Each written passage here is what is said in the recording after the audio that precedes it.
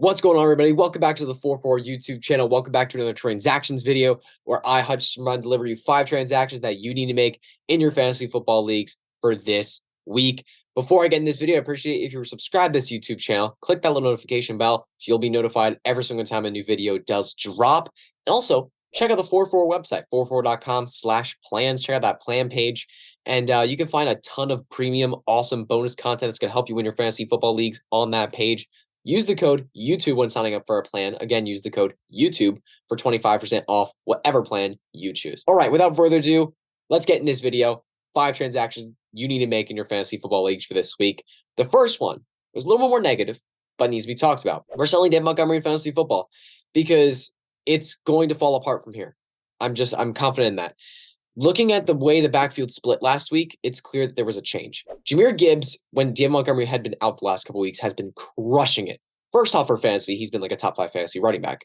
But also for the Lions, he's just been incredibly efficient with the ball in his hands. He's been making a lot of opportunities, getting first downs, getting touchdowns for the Detroit Lions. He's been really, really good. The coaching staff has clearly seen that because Dave Montgomery this week had if you count out the game he was not healthy and got injured in, so all his healthy games, you count all his healthy games, he had a season low in snaps, season low in carries. He also saw 0 targets.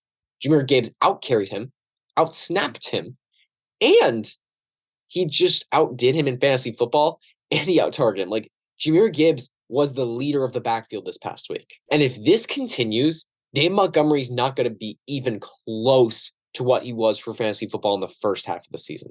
You might argue, well, Dave Montgomery still had a good game this past week. He did. He did have a good game this past week, but that was off the back of a 75-yard touchdown. Otherwise, like he had 12 carries for just over 110 yards. If you cut out that 75-yard touchdown, otherwise he was fine.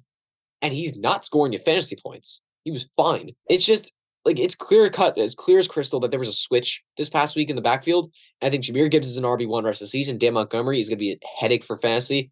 Get him off your team. The next one is going to be buying Sam Howell. This kid has played really well. He really has. I mean, looking at the numbers, he's the league leader in completions, league leader in passing yards right now. He's 12th in QBR, and he's a QB1 for fantasy. Even with all of that, when you look at the numbers, when you look at the thing, like looking at his film, it's very impressive when you hear the stat that he's among the top of the league in hits taken and sacks taken. Like, this offensive line's terrible. It's terrible. And Sam Howell's been under pressure all year long, a ton. He's been balling. He really has. And a lot of people in one quarterback leagues just have him on their bench, sitting behind someone like a Joe Burrow or somebody like that. And they're like, I don't really need Sam Howell on my team. If you can go sneak Sam Howell off somebody's bench, I think that's totally worth it. Just about a week or two ago, I snuck off Sam Howell off somebody's bench for KJ Osborne. I traded Taysom Hill for Sam Howell in a league. It was a 1 quarterback league and a 14-teamer. So Sam Howell, if you can sneak him off a bench of somebody in a 1 quarterback league, do it. It might be worth it. The next transaction I really like is buying Christian Watson. Christian Watson's a buy in fantasy football. Now, look, I know it's been frustrating. He just has not done anything for fantasy football this year so far, but I still have a little sliver of hope. And that's because he's at least gotten targeted. In 3 of his last 5 games, he's seen at least 7 targets. The connection just hasn't been there. And I'm really hoping that the talent can shine through of Christian Watson. They can finally get this connection going and get some momentum going through the second half of the season. I've seen him dropped in many leagues this week already. Like, he's somebody that people just don't want anymore. You can sneak him off a bench or even sneak him off a waiver wire for very little. So I would go see if you can get a really talented player in Christian Watson. He showed a lot of talent his rookie year. I'm really hoping that his talent shines through. Go get Christian Watson. The next one is add Devin Singletary. And he had 30 carries for 150 yards last week against the Bengals. And this coming week he gets Arizona, and Dameon Pierce is still probably going to be out.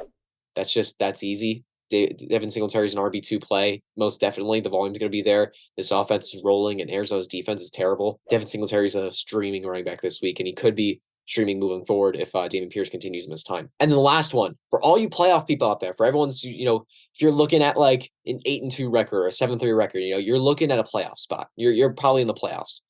If you have room on your bench, stash one of these backup running backs. Stash one of them. If you have a star RB1 like Austin Eckler or CMC or Travis Etienne that all have clear backups like Joshua Kelly, Elijah Mitchell, Jordan Mason, or Demarcus Johnson, right? If you have a stud running back with one of those backups that are clear-cut backups, pick up that backup, stash them on your bench, because just in case your starter gets injured, you have that option. You have that security blanket, because for those people in the playoffs, it's okay to waste that bench spot a little bit on a bench player that could really, really help you if your starter goes down. But that's going to be it for this video today. Thank you all so much for tuning in. I'll see you all later this week with a matchups video. We're going to talk about my favorite and least favorite matchups for fantasy football this week. See y'all then.